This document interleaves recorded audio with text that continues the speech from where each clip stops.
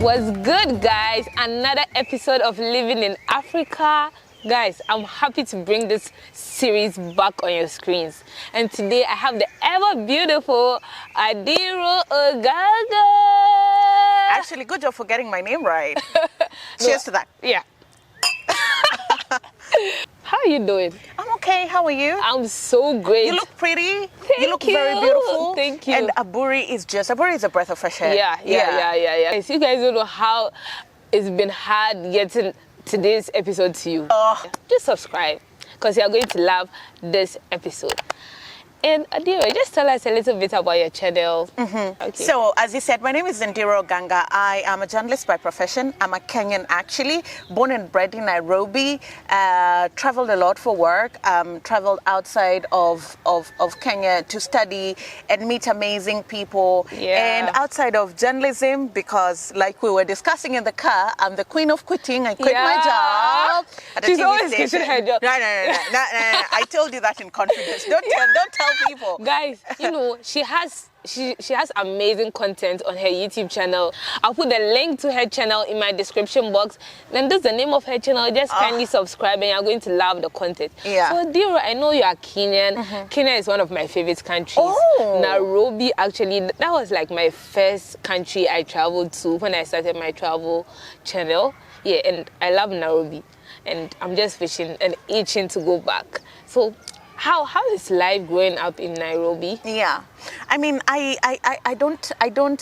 Sometimes I know how to answer that question, and sometimes I don't know. Yeah. Because from the inside out, it was such a great life. I mean, I grew up in a big family with siblings, and usually I don't know about the Ghanaian home, but in the Kenyan home is go to school, study hard, get good grades, go to uni, get a job, start living your life, right? And then when I came to Ghana, I realized, oh my God, there's so many things that I missed out, you know. Here over the weekends when you go to the mall, you find families, people go to the beach over the weekends. I never got to do Even that. Even on holidays for family time. Yeah. So I feel like, and props to my parents, because every time I went home, my parents were always there. But the way family is prioritized here is new and is very beautiful to see. So guys, Ondiro has moved to Ghana now, and as you know, we are going to just get inside and ask her questions about her stay in Ghana, if she's enjoying it. Obviously, she's enjoying it because she's still looking beautiful and happy. So Ondiro, when exactly did you move to Ghana? So I came in 2021, June, 4th of June. Is when I arrived here. And honestly, it was just an out-of-body experience. I'd always wanted to come because I'd come several times because of work and because I had some other personal agendas. Yeah. And I was always like, if at the back of my mind, I knew one day I will move to Ghana, right? But it's never the right time. Yeah. You want to move, but oh my God, what will it take to move? Oh my God, do I have the money? I don't want to quit my job right now. I don't want to leave the comfort that I'm in to go and plunge myself into something new. And then I got COVID in March of 2021. I had covered the pandemic 2019, 2020, and I got it in 2021 after I thought that I will never get it because finally I've escaped that's it. A bummer. You know? So immediately you moved to Ghana. That's when you got COVID. No, so I got COVID before, and that was the trigger because I couldn't breathe. I was suffocating at home, and it was really bad because hospitals were full. And then I asked myself, if you die today, would you say you've lived the life that you wanted to live? No. And the answer is no, because this is something that I had always wanted to do. And I told myself, if I leave, I'm going to quit my job, pack my bags and move to Ghana. If I die, fine. Well, luckily enough, I fought for 3 weeks in isolation. Yeah. And when I was healed in April, I went in, I quit my job. I spoke to a career advisor, my financial manager, my therapist. We had sessions and I said, listen, guys, I'm moving. So it's you guys to find a way to make this work. And that's when the plan began. And on 4th of June, I landed here. That's like a huge life-changing experience. Yeah. You know, just moving out of your home country into a different country, starting a new life altogether is something that takes a lot of courage. So what exactly encouraged you to move to Ghana? Because Nairobi also is a big city and it's so beautiful. I mean, I have been there and I loved it there in Nairobi. The weather is far better than in Accra here. So Tell me about it. Okay, so I think all the times that I had come here, it sounds so generic, but the people are really nice. Yeah. Like, genuinely, Ghanaians are the nicest people Ghanaians are hospitable. that I have ever met in my years of travel, and I've been to some places. The kindness of the people. How are you? I'm fine. Are you really okay? And people genuinely care for you. Yeah. Strangers will help you. Exactly. You know, when you're in need, people are going to go out of their way to help you, to ensure you settle down, to ensure you're comfortable, you know. The person who helped me settle in Ghana was my legal guardian. We don't have any personal relationship outside of the fact that we met when we were in school. You understand? And even the time that we met was such a short period of time because they had to move to a different city, but we kept in touch. And he went out of his way to ensure that I was comfortable. And then there's that thing of the diversity and the cultural vibrance, you know. People here are very rooted and grounded in their culture.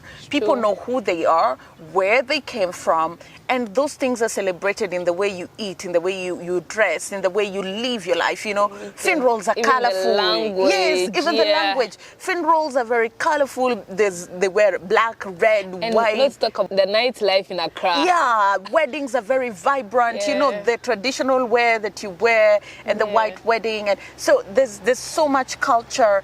The food, like the flavors will just mesmerize your taste buds. And the nightlife, though I'm not a nightlife kind of person, an events kind of person, but it's so vibrant that if you ever want to experience a social life, then you have a place to go. I honestly agree with you on that, because most people in the diaspora even come to Ghana to visit Ghana during December because of this dirty December thing that we've created here, and it's vibely from 1st to 31st of December. When like December hits, that's it. Like there's always a vibe every single day. And if you don't have the energy, you can't stand it. So, Ondiro, which part of Kenya actually are you from?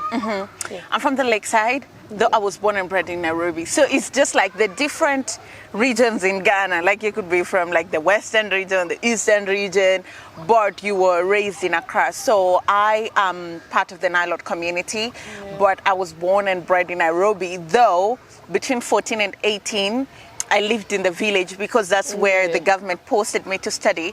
And it was the best time of my life, honestly. I loved reconnecting with nature. You just know village life. Fetching water from the river, cooking with firewood. There wasn't electricity at that time. Yeah, but also just seeing the process of planting our own food, nurturing it until it grows, you know. Wow, I would love to have that experience. I would really, really love to have such an amazing experience. You've not had that? I've not experienced that. And anytime it comes to mind that, no, girl, you're really missing out on that side. Then I think one of these days I'll plan a particular weekend, then I'll go to the village, just experience the village life, and I mean, I'll live. Yeah, it's a nice experience. If you haven't experienced the village life, maybe you haven't lived. It's a very, very nice experience. And then after that, I went to uni. Again, it was sort of in a city, but that's sort of it. Like, grew up in the city and also grew up in the village. Wow, that's great. So how did your family take it when you decided to move to Ghana? No, before, even has any family member been to Ghana? No. Wow, so then how did they take it? Like the whole transitioning from Kenya, because I know you were in China, you studied in China for a while, right? So how did your family take it? Girl, so I was personally, it was a big thing. So I was scared and I was uncertain myself. And it took so many like-minded people to ginger me and say, you can do this, right? But still, there's that part of you. You're young, you're 24, 25, where are you packing your bags and leaving? Your career is doing well, you're making money, why are you leaving? You understand? And so there were so many people who didn't get the essence of why I was leaving. And I called my mom. When I was at work, and I had kept procrastinating it. And I just called her and I was crying and I was like, I'm gonna move. I feel like my voice is gonna break when I talk about this. I'm not okay, and I just need to get away for a while and just be at a place where I can heal myself and heal my body and heal my heart and heal my soul. And my mom was like so positive about it. I even recorded it. I don't know where that audio is because it was such a surreal moment for me. She was cool. She was just like, listen, people travel and people always come back home. You do what you gotta do. Now, that was the easy part. The hard part was my dad. Because if you know, like my dad was that typical African dad. Like he was very strict, you know. And so we grew up not necessarily afraid, but also borderline afraid, you know. And so I was like, hey, how am I going to tell him? Trust you me. I didn't tell my dad. And my sister was always like, you gotta tell him. And the days would just keep passing, and I'm like, I'll tell him tomorrow. And I'll tell him tomorrow. Until the next day. So it's the 3rd of June. I fly out on the 4th of June. It's the 3rd of June, and I haven't told my dad. Wow. And in the evening, I'm like, okay, the courage. You're leaving tomorrow. You have to say something. And I just, like, I opened my bedroom door. He was in the living room watching television. And I said, I'm leaving tomorrow. And he said, to where? And I said, Ghana. And then I shut the door and I ran away. And then the next morning, I woke up and left. And I was like, we'll talk on the phone. Nini is like, and what? Yeah. And later on, we had a conversation over the phone. I was just so scared of having the conversation. So my mom knew, but my dad knew the day before I left. Wow. Is he okay with it now, or is just like 50-50? So my dad now is okay with it, but my mom is like, you gotta come back. You gotta come back. You gotta come back. Now it has switched. Yes, it has switched. Wow, it has switched. Wow. So, you know, when most people in the diaspora, or even most people in Africa, when they move to Ghana, they only know of Accra. Yeah. So apart from Accra, which other region have you traveled to?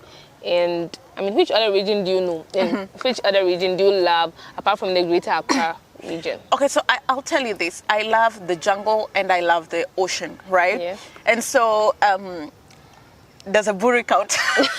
Yeah, because we've been here before, and it was really nice. It was nice to experience a weather and a climate outside of the heat of Accra, right? City, yeah. And then just leaving Accra, the beaches in Kokrobite are my favorite. Wow. It's cleaner than the beaches in Accra, and the water is a little bit more blue.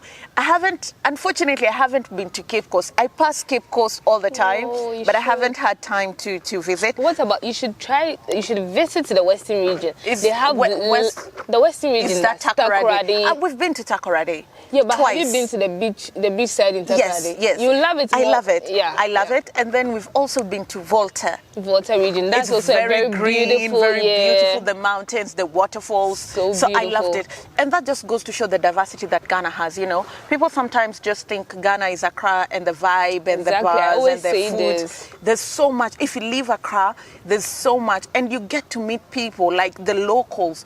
And Accra people are Ghanaians, but when you get out, you also get to meet different Ghanaians that have been socialized differently outside of the city. So I love it. Yeah.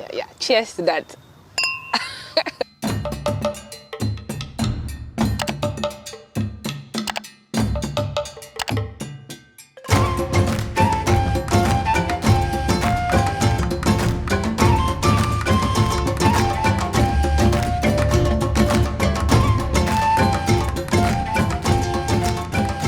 Ondiro, how is life in Nairobi different from Ghana? I mean, specifically Accra. You know, Nairobi is also a big city, and same as Accra being the capital. Okay, so Nairobi is very fast paced. I call Nairobi like low budget New York, right?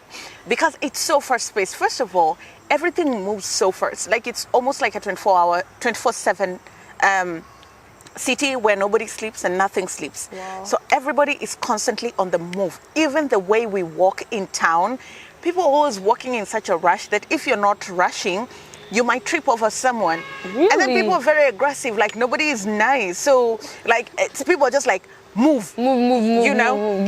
Give way. Yes, and unfortunately when I came here, it followed me. So I was used to that rushed life, that pace. And then when I came here, it's not like that. Yeah.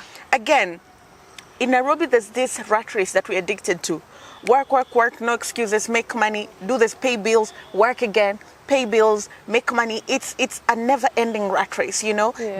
There's no escaping it, there's no getting out of it, right? And you do that for all the years, and then you retire, and then you go to the village and probably live the rest of your life there. And that wasn't just it for me. Like, I wanted a little bit more, right? Yeah. And when I came here, you realize, first of all, things are not that pacey here. Yeah. And you can look at it from two different perspectives. It's when true. you come in, because you don't know any other alternative fact, outside of the fact that you're used to like things moving very fast, and because you've been pushed into that cycle and you force yourself to move whether you like it or not, you become impatient and you become angry. Exactly. And so when somebody is not moving, you're like, why? Because when it was my turn to move, I moved, so why are you slacking? Exactly. But that is what you knew. Here, people know different. Here, people prioritize different things. Everything is like a little bit slower than Nairobi. Yes, yeah. It's slowed down. Just take it one step at a time. One step at a time. And that's the thing. And I think the more you live here, the more you get to understand the people. So when I came, I was like, oh my God, Ghana is so slow. And there are times when, to be honest, it can get on your nerve. Yeah. But then, this is Ghana, not Nairobi. We are two different people, cultures, socialize differently. We have different problems in life. Things that trouble us in Nairobi, they don't trouble you guys here. Yeah. And so I've learned to accept and embrace the way of life here. For example, like I was telling you, family is really big here. Exactly. When I came and I would call an Uber and he would say, oh, I've closed, I'm going home. So he was like, if you were in my direction, I would have gone with you, but you're not in my direction. So cancel and call another driver. I had never, ever had somebody tell me that. Like in Kenya, I don't care what it is. If you bring money in front of my doorstep, I am taking it. Yeah. You understand? And that is the reason why we have children who are being raised by nannies, children who are raising themselves because your parents are working. And it's rightfully so because they're trying to give you the best life possible. And then here comes a parent who's working, but they still prioritize having dinner with their family. Both are okay, but they work in different contexts. Exactly. So when you come here, you don't get it because you've never lived this life before. But the more you live here, the more you get used to it. The more you appreciate. Yes. Yeah. The other thing is pepper. Ghanaian food is spicy. So, you know the funny thing is we at the Easter, we are always like, particularly Kenyans, we're always mad at like other Africans and they say Kenyan food is tasteless. Yeah. Like the only spice we use is salt. So mostly we cook our food with salt, onions, and tomatoes, right? Yeah. Nothing else. If you add ginger and garlic, you're like bougie. And maybe a little bit of coriander and capsicum. All these other things, and I'm speaking about majority of households. There are few people that cook with spices and stuff. Right now it's changing. But usually the spices are salt, onion, tomatoes, period. And then when I came here to Ghana, spicy. The food, there's so many spices that go into the food. The process of preparing the food, like you have to start at 2 p.m. or 3 p.m. You start early. Exactly. Right? And then you prepare all your food at once. Yeah. And then like you can refrigerate it, your soups, and then eat it through the week. And also I realized how you blend foods. Like you can eat fish and meat. Yeah. You can eat meat and chicken. And egg. And oh my God. This egg in everything. Egg with spaghetti, egg in salad. It's not that like we don't eat boiled eggs with normal food. Does that make sense? And it was so different for me because where I come from, fish and meat don't go hand in hand. And again, it goes back to culture. So when I came, these are things that shocked me and people would sometimes take it the wrong way. But then again, I don't know this. This is new. And I'm learning. And guess what? Who eats egg with everything now? Me. Because now I'm already used to it. And now you love it, right? Yeah. And even the pepper, when I came, it was so hot. I couldn't like eat it. My skin would get so itchy. But there was a day I went and bought fried rice and chicken. And he asked, do you want shito? I said, no. Then when I went home, I was eating. I'm like, something is missing in this food. It's not nice. Yeah. Then later on, it hit me. It's the shito that was not there. Yeah. So there are a lot of differences in the way the country moves, in the way the people relate with each other. I tell you this, in Nairobi, we don't greet each other. Wow. In Ghana, you can go to a shop to buy something, but if you don't greet, you won't be attended to because you didn't greet. There was some day, and also like I wish people would extend grace to other people, right? Yeah. There was some day, there are days that I greet, like because this is not something that I'm used to. I'm not 13, I'm a grown person, so some of these habits are not indoctrinated in me. And so I went to see the lady that helps me with cleaning. And I knocked, and when we had a conversation, when I was passing back, somebody called me, and they were a group of people, and they began lecturing me, telling me, you always pass here and you don't greet, you don't. And I'm in my head, I'm like, okay, first of all, why are you overreacting? It's just greeting. And then I was like, but I greet you some days, right? Yeah. And then I'm like, if I didn't greet you, why didn't you greet me? Because I wouldn't have said no. Exactly. And then like when I went and had the conversation with my husband, and we were laughing about it, but he was just like, greetings are a big deal here. It's important to acknowledge people. But then again, that's where the point of extending other people grace. I come from a different culture where I don't talk to people because everybody just minds their own business. Yeah. So on days that you see that I've forgotten to greet you, just say, Mommy, how are you doing? Good. And then I will respond. You understand? Yeah. Today in the car, I began eating, and then I remembered, in Ghana, you have to say, you're invited. And then halfway through, I said, listen, I know I'm halfway through, but you're invited. You understand? Yeah. So I'm adapting slowly, because these are things that we don't do back at home, but I'm getting there. Another thing, church. You guys you literally live in church. It's not necessarily the same in Nairobi. So the church that I used to go to, the service is just an hour, right? And then my husband said, so we'll go to my church. And I'm like, cool, I don't have a problem. I didn't even take breakfast. Church is 1 hour, right? In my head. In 9, Ghana. 10, 11, 12, 1. And even when they're closing, they're saying, stay back, we have an... I was like, Meeting, exactly. I was so hungry. I walked out, I went under the tree where they sell the soda and the plantain chips, and I began eating. And so my husband was looking for me, and he found me under the tree. And he said, oh, good thing you've eaten, because like we'll be staying behind. I said, there's no we here. You are staying behind. Yeah. I am going home to eat and rest. Yeah. Because back where I'm from, Sunday is like literally your rest day, right? Yeah. So I'm not, and this is not in a bad way. Please don't come for me in the comment section. Don't come for her.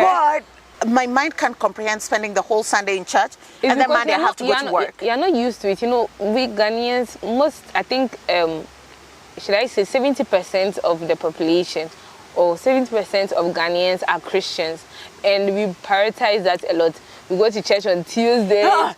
We have rehearsals for those Saturday, for church. We have afternoon. church meetings, and Sundays too. After church service, we have meetings. So it's something that we are used to. Okay. Imagine if I'm Kenyan and I'm also going to Nairobi, and that's how it is in Nairobi. It will be foreign for me. Yes, I understand really shock it. You. And guys, Ondiro is married to a Ghanaian. Ondiro, tell us about how was this for you? Especially marrying outside your culture. How was it for you? So the funny thing is, I'm going to give you the tea, girl. Yeah? I never thought I was going to get married. Wow. It was never in my plan. Even when I was doing my wedding, I didn't know what to do, because I just didn't know. It was Stella Chanelli that I was texting, I think the day before my wedding, asking her stuff, so many things that I hadn't do. Shout out to Stella Chanelli. Yeah, and it's just something I never thought about. Yeah. And also it's because, again, culture. Yeah. Where I am from, what is prioritized, particularly for girls, is get an education, get a job, get your own money, then the rest will come. Right? And things have changed a lot. During my mother's time, marriage was important. And even now, not to say that there are certain families to which marriage is not important, just the people that I relate with, and even in my family, it's not like everybody was in my ear. Actually, I think my mom only asked me if I was dating someone once. Wow. And then I said, I'm just busy with work. It never came up again. You understand? So I just never thought it would happen. I thought I would work, and then when I turn 30, probably have a baby, or freeze my eggs at 30, 35, have my child, live my life, right?